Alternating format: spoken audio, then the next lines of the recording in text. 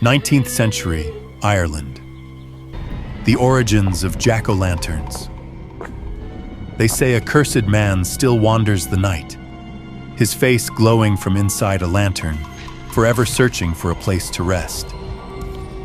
In the misty hills and quiet villages of 19th century Ireland, people spoke in hushed voices when the nights grew long. Autumn brought with it not only the harvest, but also the festival of Samhain, the turning of the year, when the boundary between the living and the dead thinned to a whisper. Fires burned on hilltops to ward off wandering spirits, yet in every home, smaller lights were carved into grotesque faces and set in windowsills. They were not decorations, they were warnings. The tale behind those lights began centuries earlier with a man known only as Stingy Jack. Jack was a trickster, a man who could outwit priests, neighbors, and even the devil himself. One night, in a tavern lit by flickering candles, Jack invited the devil to share a drink. But true to his name, Jack refused to pay the bill. Instead, he convinced the devil to turn into a coin so he could settle the debt. The devil agreed, amused, only to find Jack slip the coin into his pocket alongside a silver cross. Trapped by the holy metal, the devil was powerless. Jack bargained for his release, extracting a promise that he would never claim Jack's soul. But when Jack finally died, the trick unraveled. Heaven turned him away for his life of sin, and hell refused him for the bargain he had made. Cast out by both, Jack was left to wander the earth, a spirit without rest. The devil, mocking him, tossed Jack a single burning coal.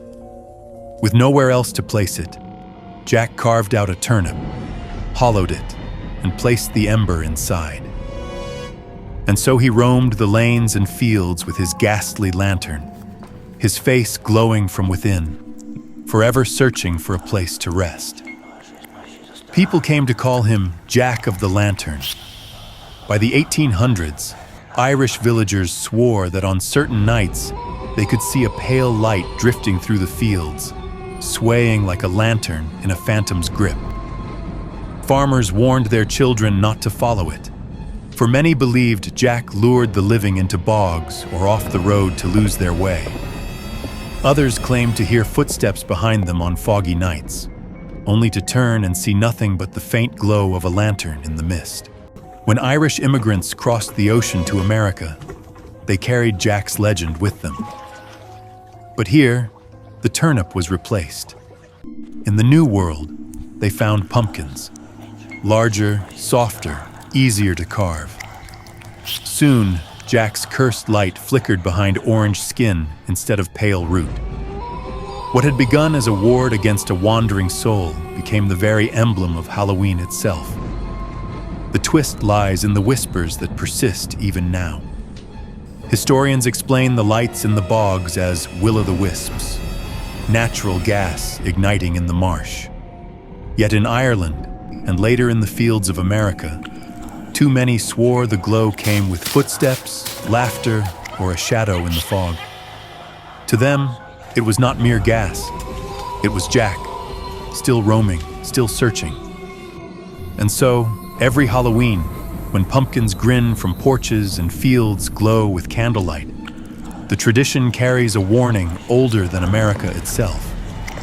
Those flickering faces are not just for show. They are guardians, meant to keep Stingy Jack's spirit from stepping too close.